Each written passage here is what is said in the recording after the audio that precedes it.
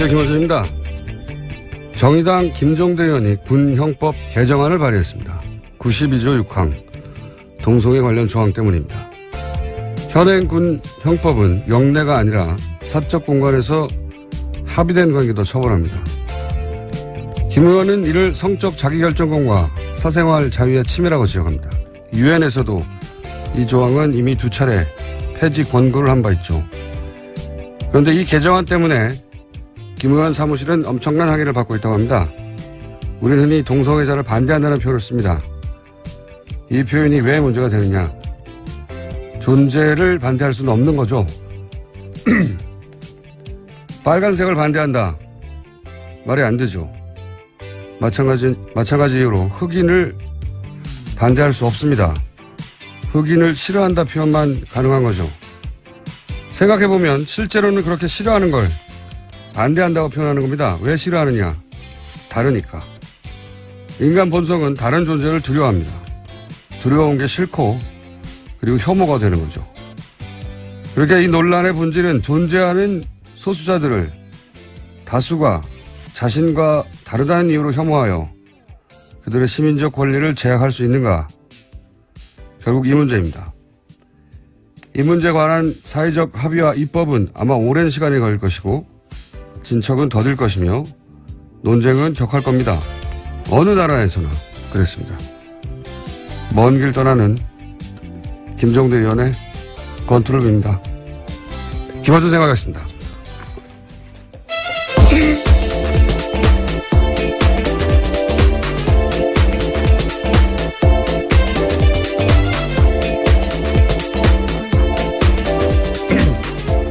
정리래요. 네. 시사인의 김은지입니다.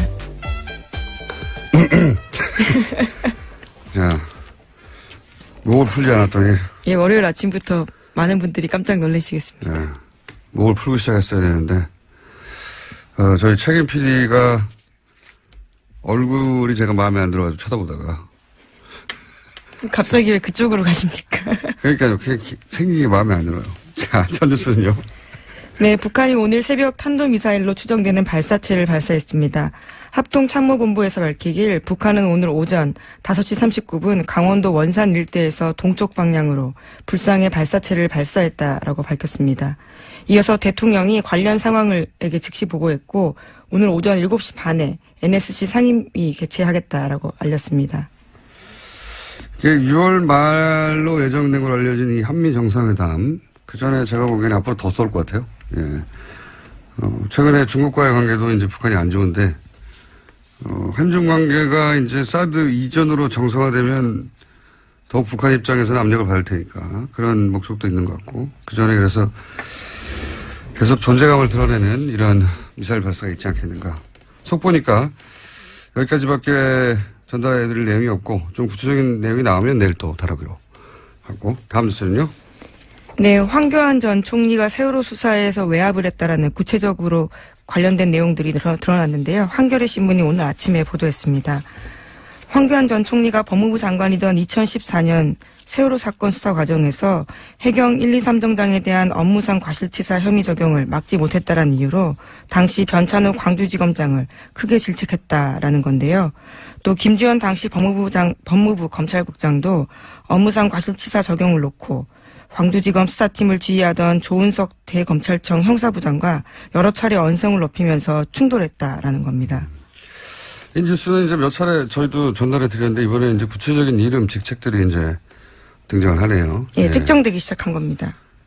그 내용은 간단하거든요. 해경 1, 2, 3정, 그러니까 세월호 침몰 당시 가장 먼저 도착했던, 그런데 이제 탈출 방송을 했다고 처음엔 거짓말 했다가 나중에 알고 보니 안 했던 그 해경 1, 2, 3정에 대해서 업무상 과실치사 혐의를 광주지검에서는 적용하려고 했는데, 근데 그걸 박근혜 정부에서는 막았다는 거죠. 네, 계속 윗선에서 방해했다라는 겁니다. 왜냐하면 이제 업무상 과실치사가 되면 정부 책임이 되니까, 당시 박근혜 정부는 이게 단순한 해상 교통사고다. 교통사고인데 무슨 정부 책임이 있느냐라고 프레임을 짰는데, 그게 아니라 해경이 업무상의 과실치사를 했다라고 하면 이제 정부 책임이 되기 시작하는 거죠. 이걸 네. 끝까지 막으려고 했고 그 정황이 이제 구체적으로 누가 어떻게 방해했는지가 네. 이름까지 계속 나오는 겁니다. 나오기 시작한 거네요. 이게 몇 번 다뤄졌었어요. 그러니까 특검 때는 여기까지 가지를 못했고 당시 포커스가 이제 대통령과 이재용 부회장의 뇌물죄였기 때문에 용량이 거기 총 집중됐었고 이게 이제 특수본 그 이후 이어받은 특수본 때도 이 문제를 들여다본다고 했지만 실제로 황교안 총리나 수사를 안 했죠. 네, 핵심 당사자 부르지 않고 수사 마무리했습니다. 네. 그럴 수밖에 없었을 것 같아요. 왜냐하면 당시 대행 체제였으니까요. 대행 체제였고 예. 여권 넘버원의 주자, 잠재적인 주자로 여겨졌었고 부담이 됐었겠죠. 여하간 특수본에서도 특검에서도 이 부분은 제대로 수사를 안 했는데 이 사안을 오래 추적했던 한겨레에서 이제 일종의 뭘까요? 추가 특종이 나오는 거죠. 네, 그래서 검찰정법 위반일 수 있다라는 지적을 하고 있습니다. 검찰정법 위반이라는 건 원래 이제 구체적 사건에 대해서는 법무부 장관이 검찰총장만 지휘 감독할 수 있는데 그렇죠. 이건 개별 사건에 대해서 여러 사람이 계속해서 압박했다. 이런 내용입니다. 그리고 나서 압박을 당했던 왜냐하면 결국은 황교안 당시 법무부 장관 더 거슬러 올라가서는 박근혜 정부의 뜻을 거스리고 일선지검에서 이걸 적용을 했거든요. 예, 그렇죠. 법무상 과실치사로 적용을 해버렸더니 무슨 일이 벌어졌느냐. 사람들이 좌천되지 않았나요? 네, 인사보복을 당했습니다. 인사보복 당했다는 이야기는 과거에도 전해드린 적이 있는데 더 구체적으로 그 외의 사람들도 어떻게 됐는지가 이번 보도에 나와 있는데 변찬우 광주지검장이 좌천됐다라는 이야기는 과거에도 전해드렸는데 이분은 아예 검사 옷을 벗었죠. 예, 그렇습니다. 뿐만 아니라 당시 그 해에 옷을 벗었어요. 예. 그 다음 해입니다. 다음 해인가요? 예. 2015년에요. 잘못했군요, 제가. 그 다음입니다. 그리고요. 예, 뿐만 아니라 이두식 광주지검 차장도 서울고검으로 밀려났다가 검찰을 떠났다라고 하고요. 이분도 떠났고. 예. 조은석 형사부장도 결국은 좌천됐다라고 합니다. 그리고 뭐 전보됐다가 어디로 밀려났다 이런 얘기가 이제 떠돌기만 하다가 구체적 이름과 보직이 이제 나오기 시작한 이 사안은 다시 수사해야 되겠네요. 네. 알겠습니다. 다음 뉴스는요? 네, 박근혜 전 대통령이 탄핵안 가결로 직무정지된 상태에서도 청와대가 특수활동비를 올해에만 35억 원 썼다라는 보도가 나왔습니다. 계속 뉴스가 나오는데. 네. 그런데 예산을 관리하는 박근혜 정부의 총무비서관이 이 돈을 박 전 대통령이 쓴 게 아니다라고 밝혔는데요. 황교안 권한대행과 비서실장 이하 직원들이 썼다라는 겁니다. 그러자 총리실에서 반발했는데 황 대행이 쓴 일은 없다라고 주장하고 있습니다. 그러니까 수십억 원의 돈이 나갔는데 썼다는 사람은 없는 상황입니다. 그래 이제 또 다른 갈래의 뉴스는 뭐 청와대에 일하는 직원들에게 일종의 보너스 형식으로 덤으로 얹어줬다는 얘기도 나오고 있는데 무슨 생각이 드냐면 일단 총리실에 썼다 아니다 이런 뉴스가 있는 걸로 보아 특수활동비는 실제로 뭐 관련 서류를 제대로 다 남기질 않으니까요. 영수증 없이 쓸 수 있는 돈이죠. 네. 근데 이제 이 돈을 누가 썼다고 해야 할까? 그래야 탈이 안 날까? 그런 고심의 흔적이 있어요. 총리실에서 썼다라고 저쪽에서는 아니라고 하고 아니라고 하는 뉴스가 맞을 것 같아요. 왜냐하면 총리실에 있는 특수활동비를 쓰지 왜 청와대 걸 땡겨 쓰겠습니까? 예. 그러니까 이런 뉴스는 뭐랄까요? 누가 썼다고 하지? 이런 고심의 흔적이 보인다. 총무비서관은 이제 격리 역할을 하는 거거든요. 살림을 사는 거죠. 네, 자기가 직접 집행을 하는 건 아니에요. 그러니까 이걸 집행한 쪽은 누구냐? 제가 알기로는 이 돈은 민정이 장악한다고 저는 알고 있는데 다 쓴다는 게 아니라 그래서 민정 쪽에서 조사를 제대로 해야 되지 않을까. 그리고 이제 당시 분위기를 다시 되돌려 생각해 보면 현재 판결을 본인들이 이기고 대통령 복귀할 거라고 믿어 의심치 않았던 게 청와대 내부 분위기라고 뉴스가 많이 나왔잖아요. 저희도 그런 징후들을 얘기했었고. 그러면 그때로 돌아가서 그때 기준으로 가장 긴급한 게 뭐냐. 그때 기준으로 가장 긴급하고 중대한 거는 헌재 판결을 이기기 위한 모든 활동이란 말이죠. 특수활동비가 예를 들어서 소위 태극기 집회나 가짜뉴스 이런 활동과 어차피 아무도 모르게 집행할 수 있는 자금인데 이런 활동과 관련된 것에 단 한 푼도 쓰이지 않았을까? 어차피 이길 헌재 판결인데, 당시 청와대 내부 분위기로는. 그런 가능성을 배제할 수 있나? 예. 저는 개인적으로 그런 의구심이 드는데, 과연 문재인 정부가 문서도 남지 않은 자금을, 그런 조사를 지금 이 시점에 박하게 할 수 있을까? 뭐, 그런 생각도 동시에 듭니다. 여간 찜찜한 뉴스로 남지 않겠는가? 네. 네, 하루 5천만 원씩 썼다는 뜻이거든요. 정말 많이 쓴 겁니다. 70일 동안 35억이거든요. 하루도 안 빠지고 5천만 원. 예. 토요일 직원들 수당을 줬다고 하더라도 35억으로는 굉장히 많은 돈이어서요. 의문이 남는 건 사실입니다. 이렇게 해명될 일은 아닌 것 같은데 과연 제대로 조사할 만한 자료가 있을까? 그리고 그 조사를 박하게 계속 할 수 있을까? 민정. 우병우 전 민정수석도 조사 대상이 될 수 있는 건데 이 사안 관련해서. 할 수 있을지는 모르겠습니다. 다음 뉴스는요? 네, 박근혜 전 대통령 지난 25일에 2차 공판이 있었습니다. 거기서 박 전 대통령 쪽은 검찰이 법원에 제출한 수사기록 대부분을 증거로 사용하는 데 반대한다라고 밝혔습니다. 참고인 조사받은 수백 명을 일일이 법정에 불러서 신문해달라는 요구를 해서 재판부에서 시간 낭비다라는 난색을 표하게 만들었습니다. 증인도 참고인도 이제 이게 계속 이런 뉴스가 나오는데 지연시키는 이유는 지난 시간에 유능한 변호인단의 변호를 받고 있는 삼성 이재용 회장 재판이 먼저 진행돼서 거기서 이재용 부회장이 무죄를 받거나 아니면 뭐 상당한 혐의를 벗거나 그렇게 자기씨의 재판이 유리하게 작용될 때까지 시간을 끄는 거 아니냐 이런 생각을 제가 전해드렸는데 한 가지 더 생각해 보자면 예전에 탄핵 심판 때 생각해 보면 전략이 아주 극단적이었어요.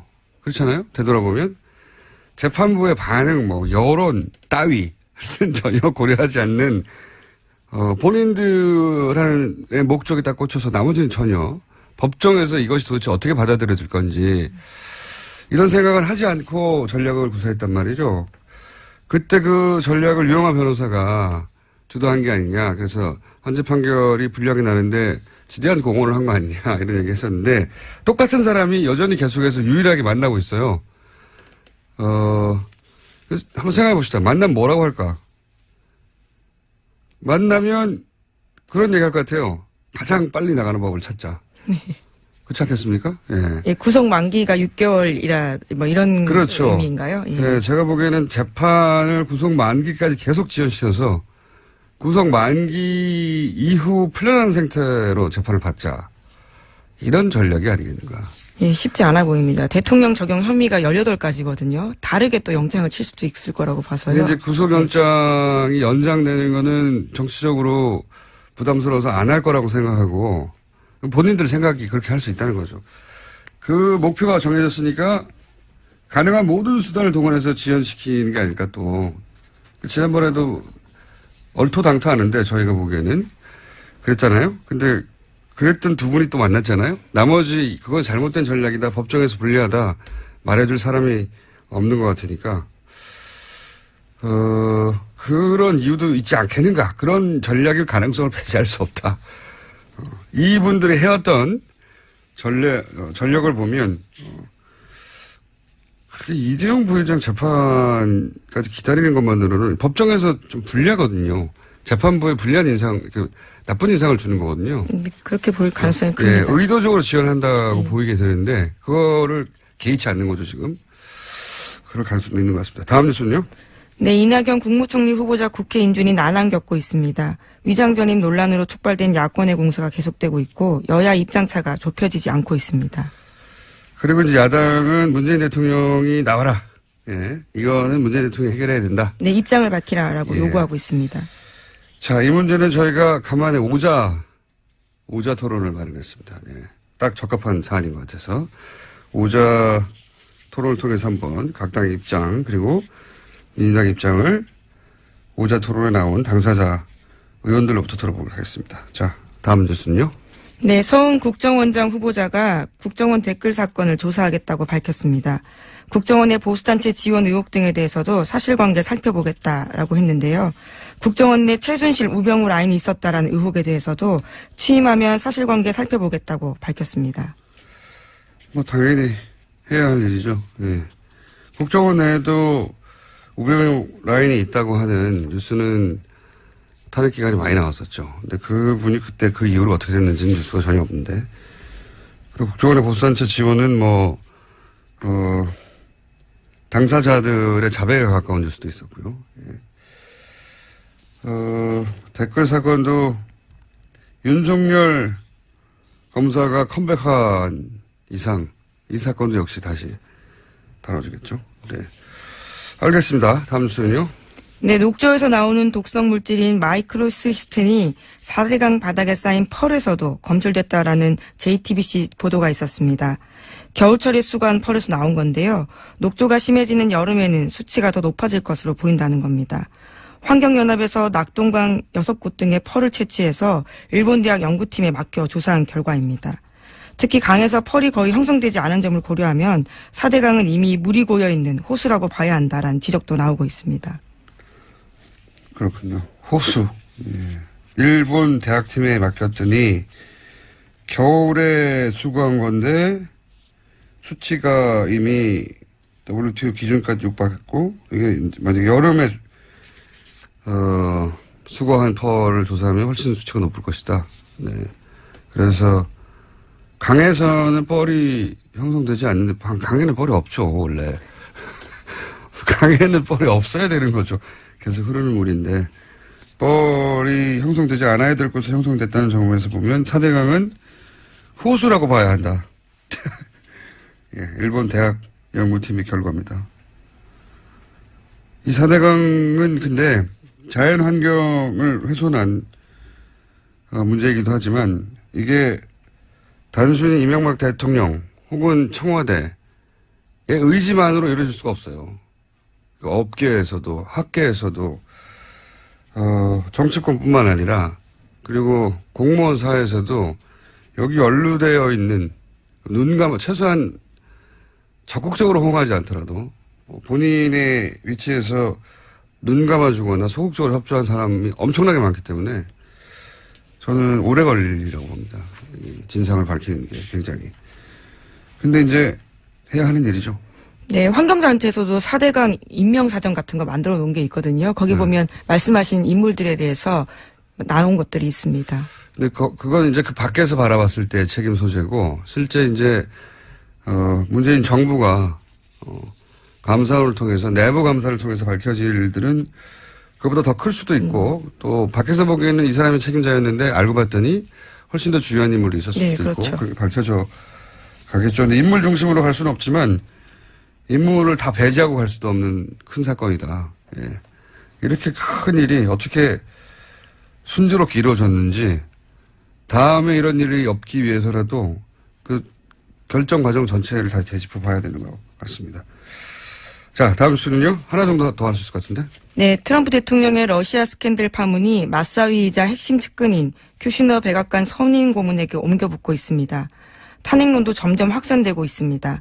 미국 워킹턴 포스트는 제러드 큐시너가 지난해 12월 달에 뉴욕 트럼프 타워에서 주미 러시아 대사를 만나 정부 간 비밀 대화 채널을 구축하자라고 제안했다고 보도했습니다. 점점 몸통으로 가고 있네요. 예. 그동안은 보좌관이나 특보 이런 얘기였는데 이제 가족으로 가네요. 예. 미국 정보 당국이 가장 위험한 인물이라고 거론하거나 보도되는 게 이 주미 러시아 대사거든요. 근데 이 사람하고 따로 비밀 채널을 만들자라고 사위가 했다는 게 여기까지 갔네요, 이미. 예. 그러면 이제 그 다음 단계는 이게 사위 혼자 할 수 있는 일이냐. 트럼프 대통령이 허락한 거 아니냐. 여기까지 가면 탄핵 사안이 될 수도 있는데. 실제적으로 탄핵하기 어렵죠. 정치적 지형이 현재는 예, 그렇습니다. 하원, 상원 다 공화당이 다수당이기 때문에. 어쨌든 탄핵 국면에 들어가면 TBS 연락 부탁드립니다. 저희가 탄핵 보도에서는 전 세계적으로 앞서가는 방송이기 때문에. 자, 오늘 여기까지 하겠습니다. 시사인의 김은지였습니다. 감사합니다.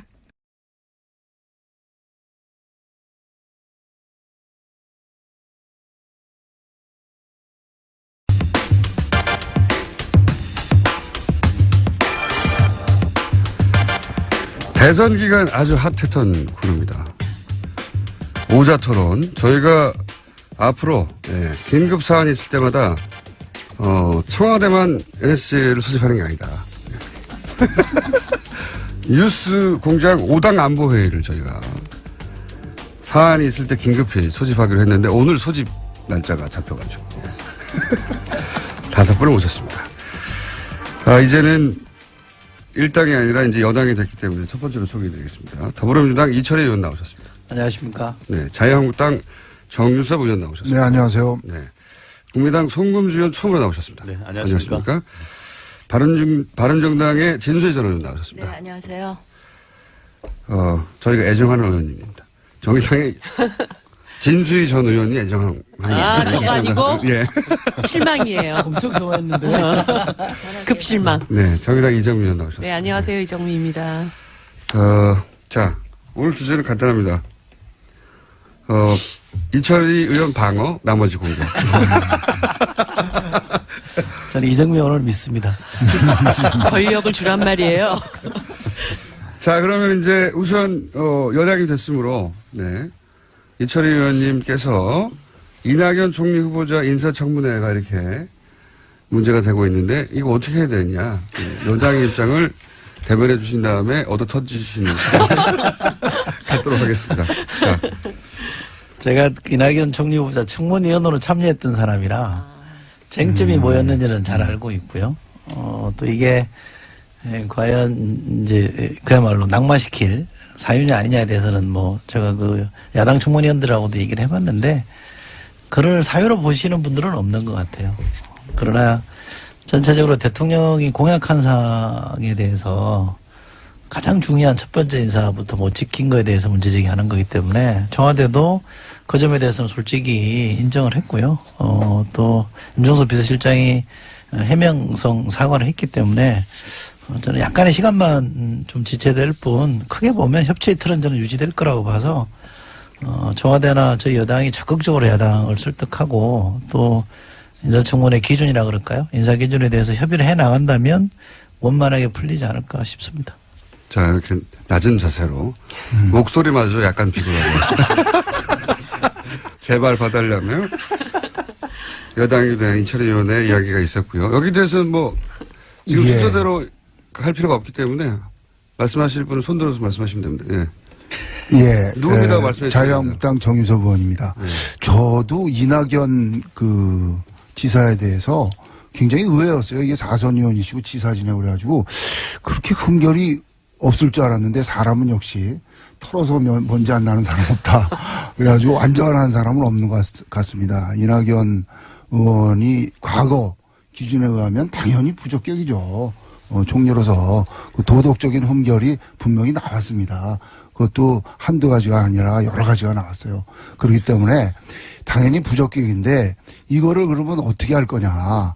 지금 엊그제 임종석 비서실장이나 우원식 여당 원내대표 얘기했듯이 지금 내각을 빨리 구성해야 되고 국정안정을 해야 되는데 지금 총리 인준 가지고 이렇게 끌 거냐 하는 그런 문제가 있어요. 그래서 저희는 생각이 이게 어쨌든 정치적인 타결이 있어야 되겠다. 정치적인 해법을 모색해야 되겠다.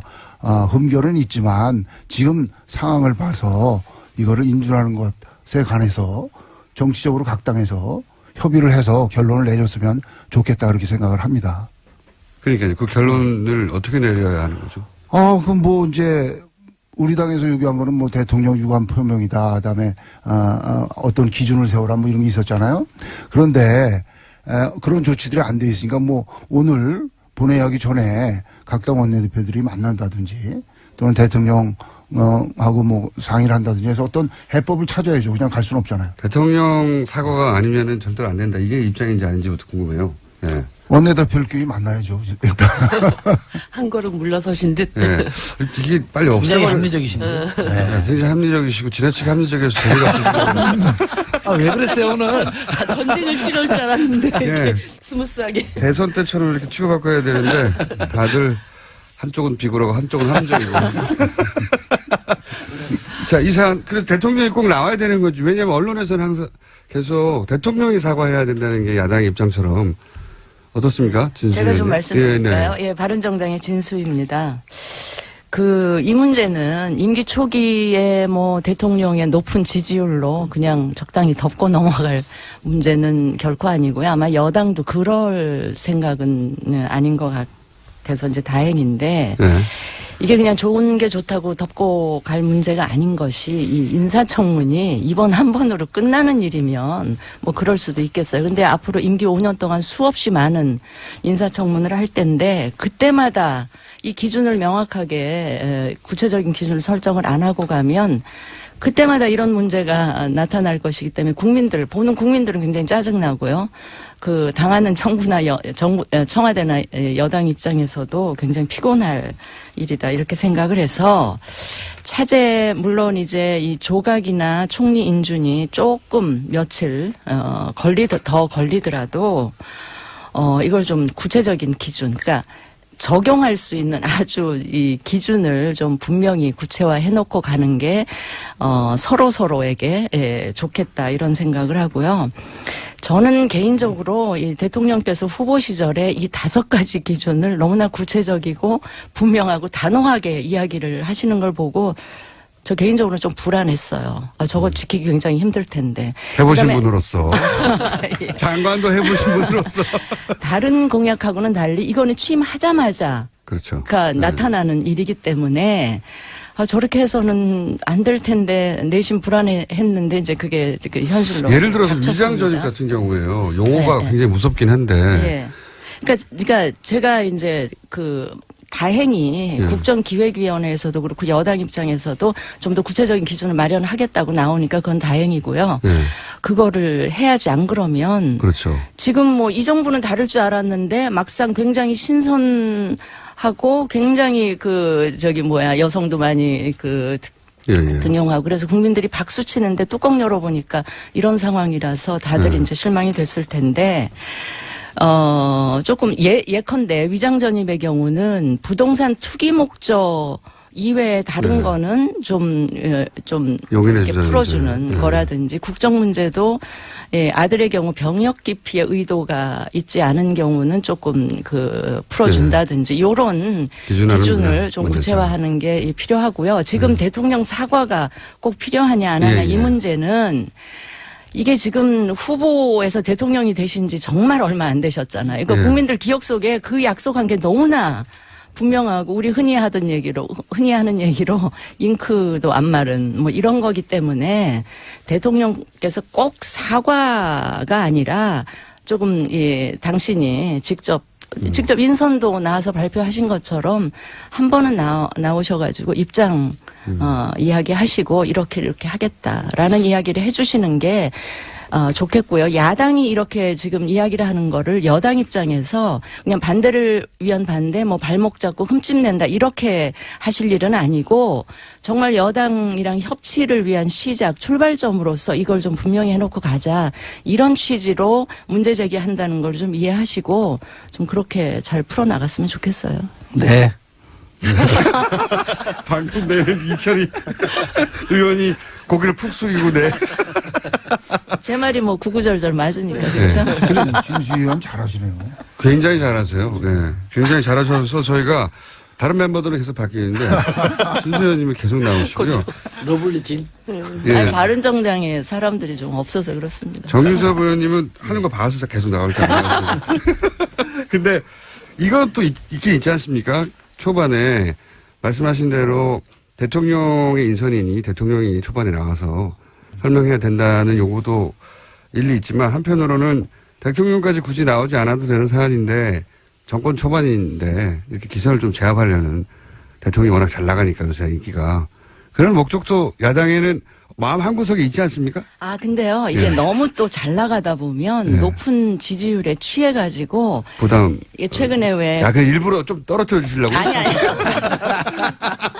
약간 그게 취하다 보면 예. 이렇게 법이나 정해져 있는 룰도 자꾸 뛰어도 된다라는 유혹에 착각을 할까봐. 빠지고 그렇게 되면 실수가 나올 수도 있고 최근에 왜 검찰 서울 중앙지검장 임명하는 네네. 과정에도 약간 문제 제기가 있었잖아요.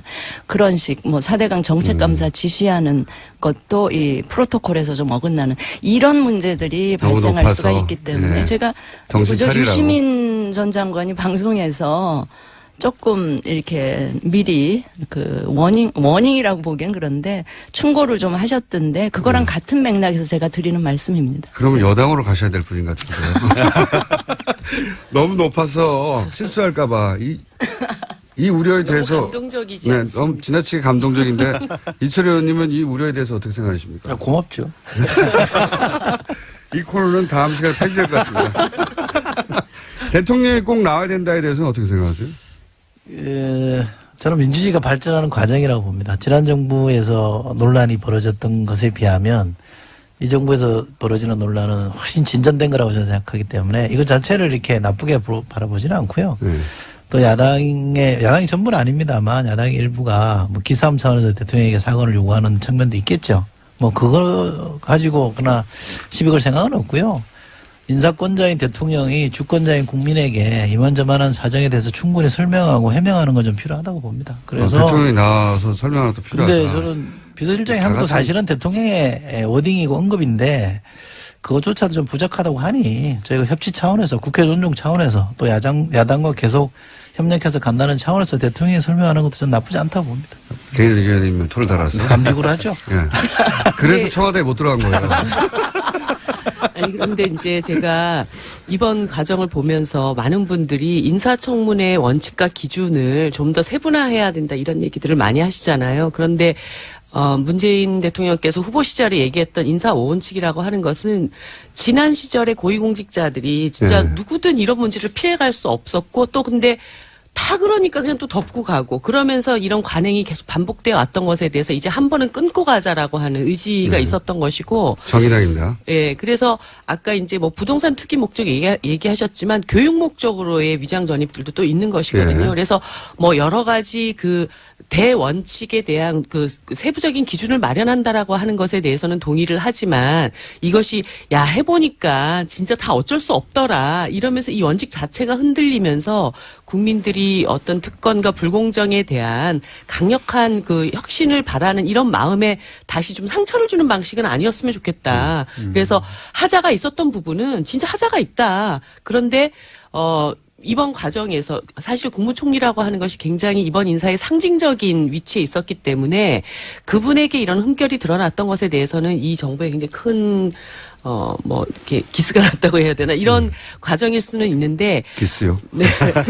근데 저렴한 표현은 뭐라고 표현을 아무튼 흠집이라고 해주시죠. 흠집. 근데 이제 전반적인 국정 운영을 해가는 과정에서 이번 인사가 낙마되는 과정까지 가게 된다면 이 정부의 첫 출발에 굉장히 큰 어려움을 겪게 되기 때문에 이번 문제에 대해서는 좀 겸허히 반성하고 수행해달라 이런 요구를 하고 또 야당들은 이 문제를 계기로 해서 앞으로의 인사 과정에서는 좀 철저하게 더 청와대 자체의 검증이 필요하다 이런 경고를 주고 이렇게 수습돼 가는 게 맞지 않을까. 그런 정의당에서는 대통령 사과 혹은 대통령이 직접 해명 필요하다 안 필요하다? 저는 사실은 대통령께서 직접 나와서 얘기를 하시는 것도 나쁘지 않다고 생각을 했어요. 근데 나쁘지 그것이 이제 하나의 반드시 통과돼야 될 관문이다. 이렇게까지 보는 것에 대해서는 뭐 저희들이 그것이 꼭 필요하다 이런 입장을 한 번도 낸 적이 없기 때문에 다만 이번 인사청문 과정에서 특히 총리 인선 과정에서 이런 하자가 발생했던 것에 대해서는 청와대 차원에서 이제 정확한 입장 표명이 필요한데 사실 이제 대변인께서 나오셔서 원칙과 현실 사이에 기계적 결합이라고 하는 대변인이 아니라 비서실장입니다. 비서실장 죄송해요. 이 기계적 결합이라는 것이 참 어렵더라. 그래서 결국 우리가 그런 원칙을 세웠지만 현실에서는 그게 다 적용되지는 않는다라고 하는 뉘앙스로 이 이야기가 좀 전달되는 바람에 그게 뭐야? 비서실장의 해명이 이렇게. 좀 부적절했다. 네, 좀 그런 그러면 뉘앙스를 이철희 줬죠. 의원님이 보강해 주셔야죠 그러면. 그 하자가 있다. 또는 뭐 과거 기준으로 보면 이게 낙마할 정도다라는 건 아니죠. 사실 팩트를 제가 인사청문위원을 해보면서 과거의 위장전입 관련해서 쭉 사례들을 뒤집어 보니까 부동산 투기가 아닌 경우에는 대체로 국회에서도 용인했던 정도거든요. 이분은 그 부인이 이낙연 총리 부인이 본인의 학교 문제 때문에 그랬던 거고 또 뭐 결과적으로 보면 이제 효과를 못 봤던 그래서 되돌아온 케이스였거든요. 그래서 이런 정도의 사안은 특별히 무슨 뭐 부동산 투기라거나 다른 사익을 취하려고 했던 게 아니기 때문에 용인할 수 있는 수준이었고요. 큰 하자라 그러는데 굉장히 섭섭하게 들립니다. 예. 아니, 큰 하자는 아니고요. 아니 말씀하시고 제가 말씀을 드릴게요. 아니 진수입니다. 근데 이게 하는 과거 인사에 과거 정부하고 비교를 아니, 물론 하면 안 그렇습니다. 되고요. 물론 과거에는 그렇습니다. 그런데 부동산을 사랑해서 했다는 분들도 있었어요. 아니 대통령 본인의 입으로 해명이, 예. 입으로 얘기한 이제 원칙하고 달라진 점 어쨌든 그 점 때문에 대통령이 좀- 공약을 했기 때문에. 예, 예. 아니, 그러니까 근데 제가 그 드리고 부분을 싶은 좀 정리를 말씀은 해야 될 것 같아요. 송금주 의원님 네. 등장하셨습니다. 송금주입니다. 제가 간단하게 정리를 해드리면 예. 지금 정리 안 되시면 어떡하려고. 이낙연 총리 지명자의 자질 문제와 관련해서는 사실 여러 가지 흠결 사항이 노출됐지 않습니까? 근데 이제 그 부분에 대해서 야당들에서 새 정부의 조각 문제가 있기 때문에 그 크게 문제 삼지 않겠다는 입장으로 이미 정리가 됐습니다. 그래서 그 하나하나를 터치해가면서 뭐 위장 전입의 문제에 있어서 전 것과 다르다 이렇게 말할 수는 없는 것이고 사실 민주당에서 뭐 이명박 박근혜 정권 때 위장 전입으로 사퇴시킨 사례도 굉장히 많지 않습니까? 그래서 결국 이낙연 총리 자체의 자제 문제는 별도로 하고 이제 위장 전입과 관련된 문재인 대통령의 기존 발언과 현 문제에서 어떻게 적용할 것이냐의 문제에 그냥 집중을 해야 될 것 같아요. 그래서 그 문제에 있어서 우리가 어떻게 접근할 것이냐의 문제인데 자꾸 우리 추미애 대표께서 다른 말씀을 하신다는 거죠. 국민의 결과 야당의 결이 다르다. 이렇게 발언을 하셨어요. 아마 국민들의 대략 한 최근 여론조사에 따르면 한 70% 가까이는 큰 문제 없이 통과시켜야 된다고 하는 아마 이제 정부 지지율이 높다 보니 이제 그렇게 나왔겠죠. 그래서 다른 네. 사실 이 야당들이 그런 말을 한것 같은데. 통과가 안 된다. 이번에 절대 이낙연 총리는 안 된다. 이런 입장이지는 그렇죠. 않은 것 같아요. 맞습니다. 안 된다기보다 네. 통과시키려면 뭔가 좀 더 상징적인 제스처가 있어야 된다 이런 건가요? 그렇죠. 그런 것 같습니다. 이게 지금 협치의 어쩌면 상징적인 출발점이잖아요. 그러면 그러니까 협치라는 것도 네. 정부 여당이 야당이 그 협조할 수 있는 명분과 분위기를 네. 만들어줘야 이게 협치가 시작이 되고 그럼 대통령이 진행이 예를 되는 거기 들어서 때문에. 야당 원내대표를 다시 지난번처럼 방문해가지고 협조를 구한다든가 뭐 이런 건가요? 저는 뭐 아니, 그럴 반드시 대통령이 그렇게까지. 뭐 어떤 조치를 취해야 된다 이렇게까지는 생각하지 않습니다. 다만 다만 의견이 다르네. 제 생각은요. 예. 이렇습니다. 이철희 제가 의원입니다. 아까 그 민주주의의 의원님 목소리가 그렇게 유명하지 않으시거든요. 말씀 이철희 이철입니다. 의원님도 말씀해 주셔야 돼요. 예. 이게 지금 방어를 해야 될 입장이라. 예. 지자체의 자세도 낮고요. 저 오자솔은 대선 때는 이렇게 고개를 들고 그냥 사방팔방 덤비기만 해라 막 다 두드려 팰 테니 이런 표정이었는데 지금은 고개를 푹 숙이고 어깨가 그 후보로서 사실은 국민 눈높이에 맞추기 위해서 5대 기준을 마련한 것부터가 저는 진전이라고 보고요. 또 대통령이 되고 나서 사실은 야, 그때 얘기하고 지금 얘기하고 다르더라. 어쩔 수 없다. 너무 발목 잡기 하지 마라. 이렇게 청와대가 나오지 않은 것만 해도 저는 상당히 진전된 자세고 이 문제에 대해서 야당의 목소리를 들으려고 하고 그러면서 이 기준의 자체도 좀 과했던 측면에 대해서는 좀 고치겠다. 이런 설득하는 과정이 저는 상당히 좀 차별화된 지점이라고 봅니다. 그런 정도이기 때문에 국민들이 이 약간의 흠결에도 불구하고 해줘야 되는 거 아니냐 이런 여론이 많은 것 같고요. 저도 완전 완벽하다 이렇게 주장한 건 아닙니다만 집권 초기고 지금 인수위 없는 지금 집권이잖아요. 그러니까 이게 총리도 지금 없어요. 그러니까 이 인사 제청을 할 사람도 없는 상황이라 굉장히 난감한 국면이거든요. 근데 지금 북한은 미사일 계속 쏘고 경제 위기는 계속 가중되고 있기 때문에 이런 점을 좀 감안해 주십사. 지금 청와대나 정부 여당도 막 큰 소리 치는 게 아니라 우리도 좀 이 반성할 대목이 있다라고 하는 거니 좀 대선적 차원에서 좀 풀어달라 이렇게 말씀드리고 있는 거지. 우리가 뭐 국민 눈높이와 왜 야당 눈높이가 다르냐 이렇게 흔히 말하듯이 급박하는 건 아니니까 그렇게 오해하지는 마시고요. 제가 좀 도와주십시오. 송금주 의원입니다. 아니 저도 100% 동감합니다. 그런 부분에 동감하는데. 아니 이철희 의원이 아니, 근데 도와주시는 거 처음 봐가지고요. 납작. 아니 그러니까 보니까 역시 여당이 됐습니다. 과거의 여당의 결하고 비슷한. 북한 미사일 나오고 말씀하시는데. 경제 위기 나오고 근데 사실 과거의 여당이 이렇게 납작 엎드리지는 않았어요. 그렇죠. 우리가 뭐가 잘못했는데 그러면서 그때는 끝까지 협박했죠. 버텼지. 감사합니다. 민생 때문에 아니, 그래서 당신들이 예. 이철희 의원님 방금 발언과 과거 얘기하지 별도로 맙시다. 미래 얘기를 해야지 왜 과거 얘기를 해. 그러니까 저 청와대 비서실장 나오셔서 바로 조치를 취하신 거는 합당하다고 생각합니다. 근데 이제 잠깐만요. 네. 자유한국당 정유섭 의원님이 과거 얘기 좀 하지 맙시다라고 하신 거죠. 예, 예. 목소리를 아직 사람들이 모르기 때문에 목소리 지문이 아직 귀에 안 박혔어요. 아니, 저는 그래요. 과거에. 발음 타이밍은 아니고요. 발음 송금주 의원님이 하셔야 되는데 목소리 툭 튀어나와서 다 웃었는데 왜 웃었는지 목소리만은 모르실 것 같아요. 제가 설명을 드린 거고요. 예. 계속 할까요? 네네. 네, 송금주 의원입니다. 청와대 비서실장이 직접 신속하게 나와서 입장을 발표하신 건 잘하신 것 같아요. 그리고 이제 그렇기 때문에 논의의 물꼬가 튀었고, 아까 이철희 의원님 말씀하신 것처럼 이 문제가 인준을 안 하는 것까지 가지는 않을 거라고 저는 생각합니다. 또 국민의당 입장에서도 적극적으로 호남 출신이어서 그렇지 않습니다. 이 정부, 문재인 정부가 잘하길 바라는 마음에서 지금 여러 가지 하자나 흠결에 대해서 적극적인 입장을 밝히지 않는 건데요. 다만 이 공을 갖다가 야당에 던져놓고 야당에서 어떻게 입장을 바꿔달라 이렇게 해서는 안 될 것 같습니다. 우원식 원내대표께서 어제 하신 것처럼 또 청와대에서 적극적으로 개입하는 것처럼 야당들을 설득하는 그리고 좀 명분을 제시해줘야 되지 않을까 이렇게 생각합니다. 예, 진수입니다. 세상에 이런 야당들이 과거에 있었습니까? 이런 야당들을 가진 건 여당 행복하게 생각하셔야 돼요. 그 제가 볼 때는 행복하십시오, 이번 네. 그 청문 그 인사 과정을 이렇게 보면 좋을 것 같은데 여당은 절대평가 의 기준을 갖고 임하고 야당은 상대평가 의 기준을 갖고 임해서 그 안에서 어떤 공통점이 찾아지지 않을까. 그러니까 여당 입장에서는 대통령께서 하신 말씀에 절대적으로 부응하기 위한 노력을 좀 해나가면서 야당의 입장에서는 그런 과정에서 문제가 발생하면 문제 제기는 하되 어떤 상대평가에서 뭔가 이렇게 초기에 국정을 좀 안정시키는데 협치를 해나갈 수 있는 뭐 그런 노력 이런 것이 잘 어우러지면 좋겠다 이런 생각이 들었습니다. 저도 이제 말씀드리면 자유한국당에? 예, 정유석 의원입니다. 저희도 뭐 이 새 정부 출범하는데 발목 잡고 싶은 생각은 없어요. 있는 것 같으시던데. 없어요. 근데 보면 이 위장전입이 벌써 그 이낙연 총리 후보 또 김상조 또 강경화 이 계속 나오잖아요. 그러니까 기준은 분명히 하고 또 문 대통령이 후보 시절에 얘기한 5대 배제 원칙을 절대 임명 안 하겠다고 했던 거에 대한 유감 표명은 있어야죠. 그리고 정치적인 타협을 해야지. 이게 계속 나올 겁니다. 그렇지 않으면 이 문제 가지고 계속 후보 하나하나마다 낙마시키는 문제 가지고 싸워야 되니까 유감 표명하실 걸 하시고 정치적으로 타협할 걸 하고 그게 해결책이 아닌가 그렇게 생각을 해요.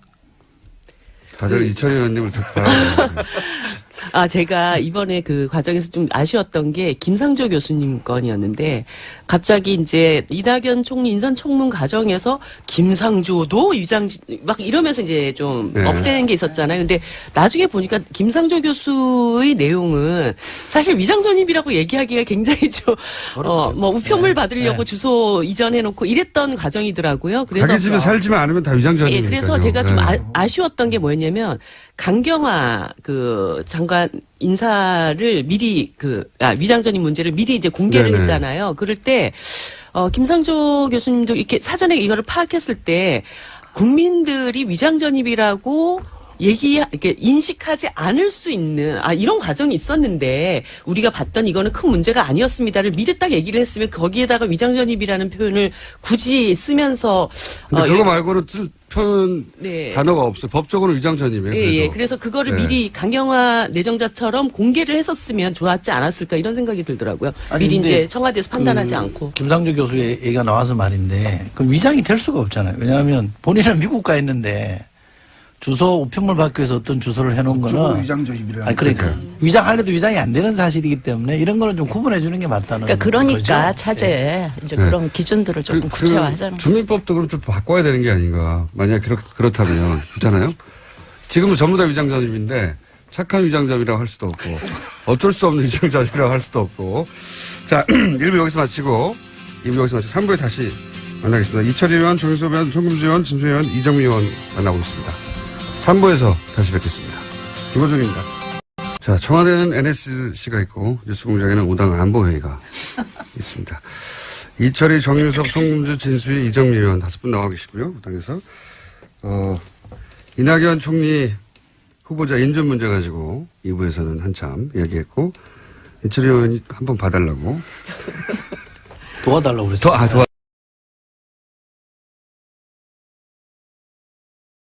한번 봐달라고, 예. 낮은 자세로. 자, 혹시 그 관련해서 더 이상 하실 얘기는 없으신 거죠? 예, 이건 제가 한 말씀만 더 드릴게요. 여당이니까. 아니, 전 야당의 문제 제기도 우리 원내대표도 그런 말씀하셨습니다만 우리가 야당일 때 취했던 태도를 되돌아보게 된다. 그런 말씀을 하셨기 때문에 지금 야당의 태도가 무조건 나쁘다 저는 그렇게 생각하지는 않고요. 다만 인사 전체를 좀 봐주십사. 그러니까 인사 전체 뭐 이낙연 총리 후보자뿐만 아니라 뭐 전체적으로 지금 코드 인사 안 하잖아요. 가장 가까운 분들은 지금 뭐 해외로 나가고 출국할 정도로 코드 인사 안 하고 이른바 수첩 인사 안 하고 넓게 탕평 인사를 하고 있는 것도 좀 봐주십사. 인사 전체를 좀 봐달라는 거. 그다음에 초반에 문재인 대통령이 펼치고 있는 국정 전반에 대한 것도 좀 평가를 해달라. 거기에 대해서 국민적 기대가 상당히 높다면 큰 틀에서 이 문제를 좀 바라봐 주십사 하는 거를 좀 말씀드리고 싶고, 어쨌든 여야가 협치는 약속했잖아요. 지금 누가 이기고 누가 지긴 했습니다만 후보 시절에 모든 당이 협치하겠다고 약속했기 때문에 그 협치라는 거는 옳고 그름을 따져야 되긴 합니다만, 그래도 역지사지하면서 문제를 풀어야 되는 거기 때문에 협치의 자세를 좀 잃지 않았으면 좋겠다 이런 말씀 드리고 싶습니다. 네. 송금주 의원입니다. 네, 하신 거죠? 네, 네. 좋은 말씀 감사합니다. 좋은 말씀 감사합니다. 근데 저희가 그러나, 협치를 하고 있지 않습니까? 협치를 하기 때문에 드러난 많은 문제점에도 불구하고 총리 인준에 대해서 적극적인 입장인 겁니다. 그리고 전체적인 구도에서 인선을 봐달라는 부분 당연히 저희도 긍정적으로 평가하고 있습니다. 근데 그 부분은 그 부분인 것이고 또 개별 그 지명자에 대해서는 별도로 또 검증은 있어야 되는 것이고 그것이 법이 원하는 인사청문회 제도 그 바른 취지 아니겠습니까? 그런 것이고 이제 문재인 대통령께서 전반적으로 굉장히 잘하고 계십니다. 그렇기 때문에 이렇게 진한 허니문 기간을 갖고 계신 것 아닌가 싶고 다만 저희가 이제 우려하는 부분은 그 문재인 대통령의 그 청와대 들어가서의 어떤 행태적인 부분, 격이 없는 대화, 커피 타임을 갖고 또 보좌관들과의 사이에서 수석비서관 사이에서 대화를 통해서 어떤 국정 운영 방식을 정하는 그런 태도에 대한 부분들이 박근혜 전 대통령과 너무 다르기 때문에 이 진한 허니문 기간에 더더욱 국민들이 또 환호하고 또 지지하는 것 아니겠습니까? 그러나 그 부분과 이제 나타나는 이제 국정 운영 능력에 대한 부분은 별도인 것입니다. 그래서 그런 국정 운영에 대한 그 능력을 어떻게 보여줄 것이냐의 부분은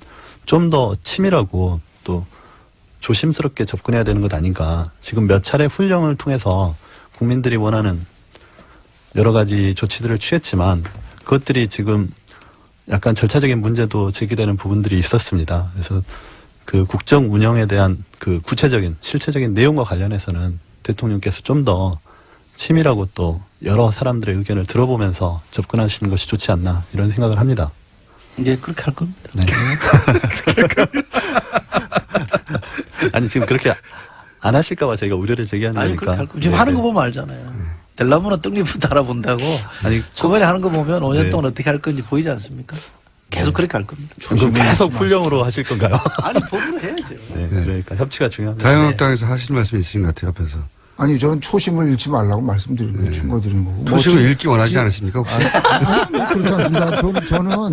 저는 지금까지 대통령들이 계속 실패했기 때문에 그로 인해서 국민들이 민생에서 보는 피해가 많았어요. 그래서 제발 좀 이번에는 성공한 대통령 되기를 바랍니다. 그게 무슨, 정당을 떠나서 국가와 국민들을 위한 것이기 때문에 그걸 뭐 실패한 대통령 이런 거는 절대 원하지 않습니다. 네. 한마디만 말씀드릴게요. 진수입니다. 협치 강조를 하시니까 다시 한번 드리는 말씀인데 협치에 야당이 협치할 수 있도록 하는 명분과 분위기는 여당이 만들어 주는 게 우선돼야 되고요. 그리고 협치를 야당한테 무조건 강요하시는 거는 좀 안 맞다. 아까 이제 너무 비굴한 자세라는 얘기를 들으셔서 그런지 모르겠는데 아까 송금주 의원 하시는 얘기 그렇게 할 겁니다. 라는 자체가 다시 자세가 조금 알겠습니다가 아니고 그렇게 할 겁니다. 아까 너무 비굴했나? 이러면서. 제가 약간 걱정되기 시작했어요. 어떻게 얘기해야 되는 거죠? 무릎 꿇고. 그렇게 해야죠. 네. 예. 정의당에서는 또 할 말 없어요, 별로? 네. 이 부분에서 일단락. 예. 제가 문자가 많이 와서 그 요즘은 이제 게스트들이 나오면 사람들이 다 쳐다봐요. 맞춤형으로 질문. 예, 다 쳐다봐가지고 근데 정유섭 의원에 대해서 저도 몰랐는데 1년 전 세비를 납부하겠다고 저도 기억이 잘 안 나는데 새누리당에서 약속을 했다고. 근데 그게 이틀 후래요. 예. 저 말씀드리겠습니다. 1년 뭐 잘잘못 그 말씀을 드리는 게 아니고 당시 이제 김무성 대표 시절에 저희 당 홍보국에서 여러 가지 공약을 내면서 여기에 대해서 동의를 하느냐. 당연히 당 후보로서 동의를 하죠. 그래서 이름을 올렸던 거고 또 뭐 당대표였던 김무성 대표가 대표 사인해서 이제 광고까지 했던 거고.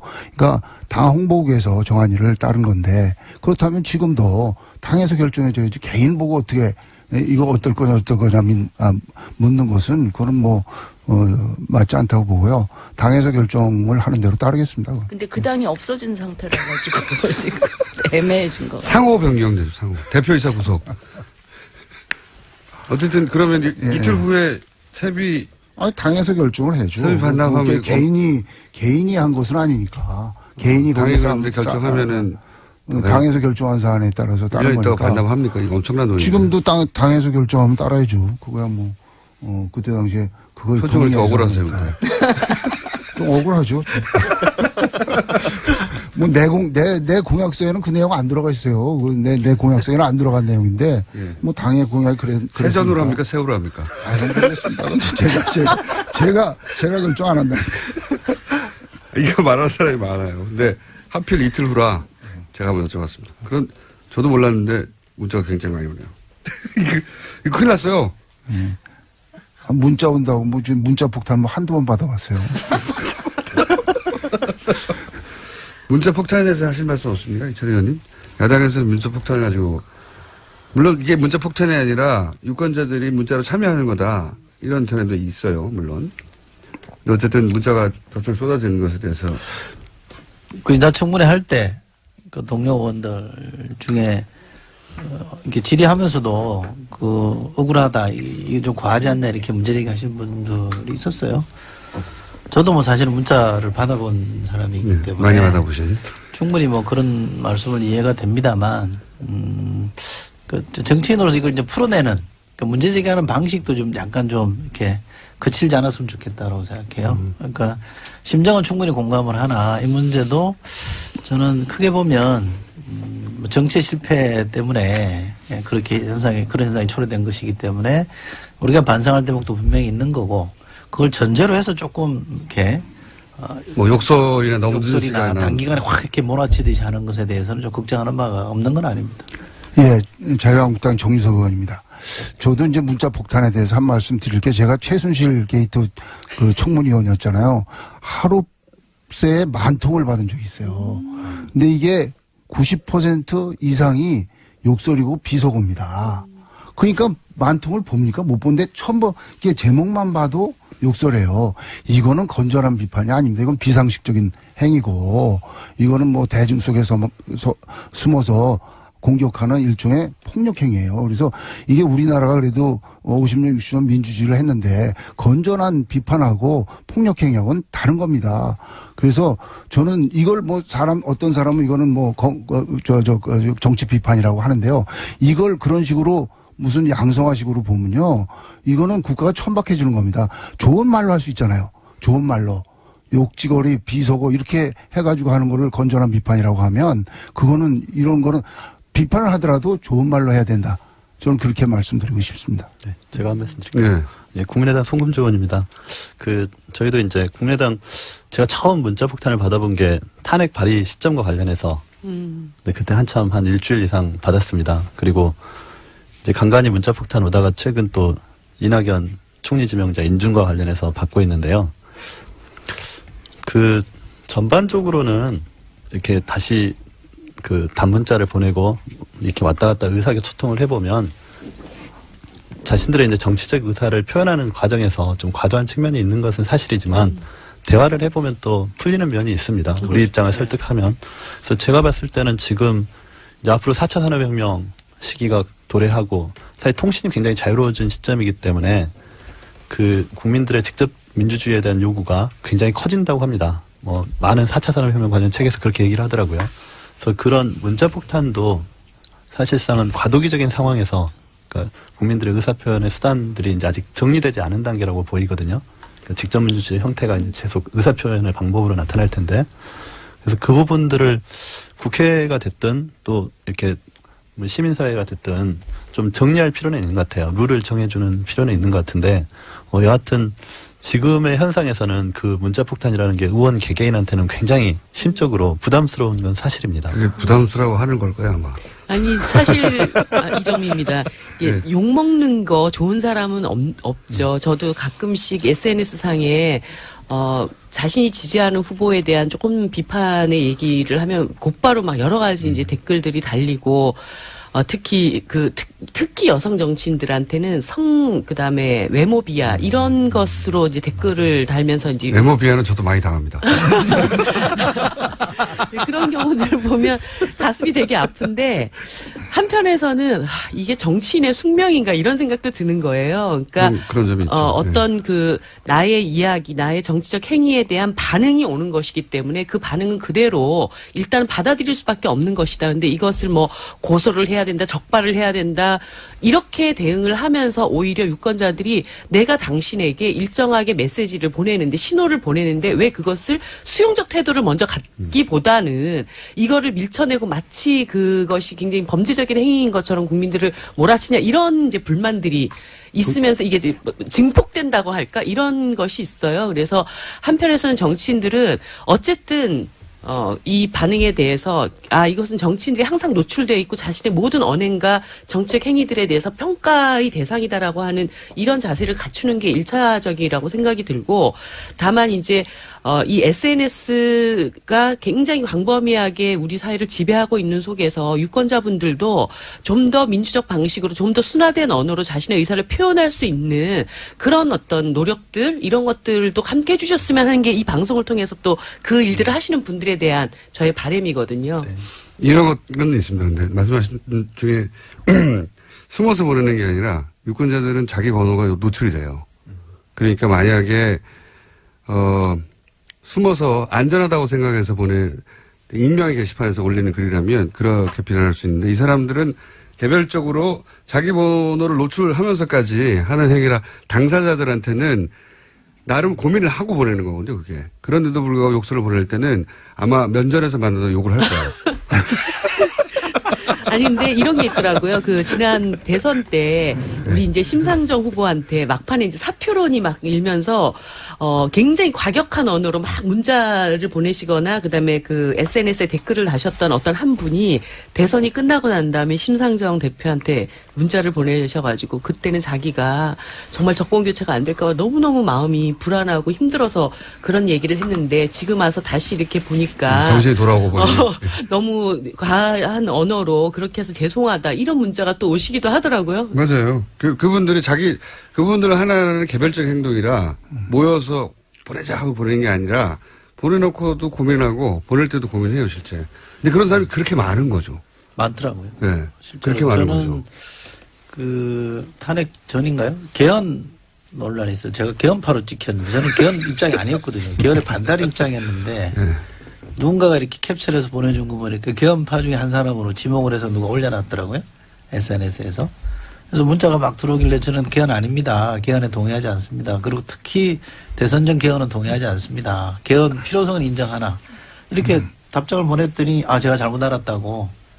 그렇다면 제가 죄송하다고 이런 문자를 보내는 거 보면 언어를 약간 격하게 쓰시는 분들이 있긴 하지만 대체로는 자기 주장을 하기 위해서 문자를 보내는 그렇죠. 건 분명한 것 같아요. 근데 이게 어깨동무하고 어디 모여가지고 갑자기 확 보내는 게 아니거든요. 근데 그렇게 오해하기 쉽죠. 근데 한 번에 오니까. 중간에 정보를 좀 왜곡하시는 분들은 좀 있는 것 같아요. 그거는 조금 좀 주의를 해야 될 것 같아요. 칭찬 문자는 혹시 못 받아보셨습니까? 칭찬이요? 네. 칭찬도 있죠. 근데 칭찬은 한 1~2%? 1~2%.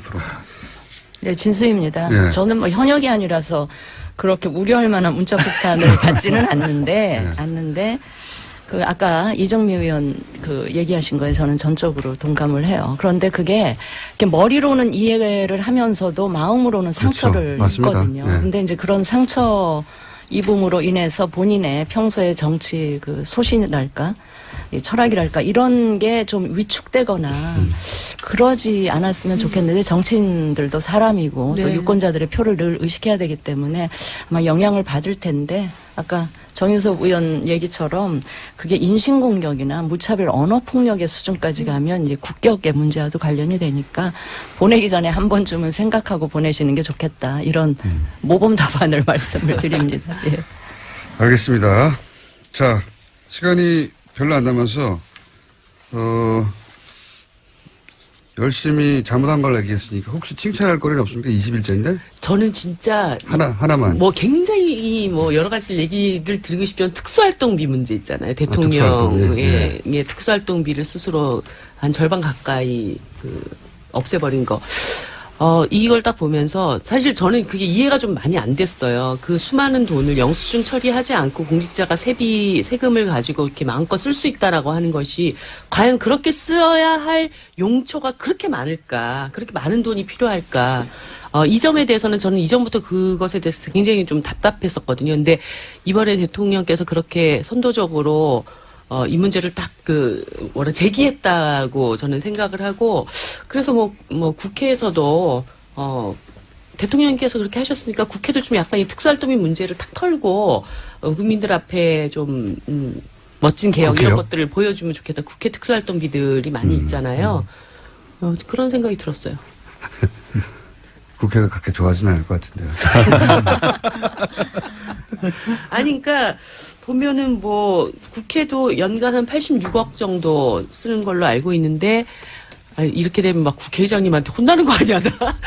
아무튼 그렇게 그 세비를 영수증 없이 처리해서 쓸 수 있는 돈이 너무 과도하게 많은 거 아닌가? 네. 특히 이제 국가정보원 같은 경우도 이런 거기가 특수활동비로 아주, 댓글 알바들 조직하고 뭐 이런 데 썼다라고 하는 게 드러나고 있잖아요. 그럴 때 약간 이 국정원이나 이런 쪽도 문제를 해결하려면 국회가 선도적으로 야, 우리도 특수활동비 이제 공개적으로 꼭 써야 될 때는 영수증 처리해서 우리가 쓸 수 있으니까. 국회하고 국정원하고 규모가 어마어마하게 차이가 나는데. 네.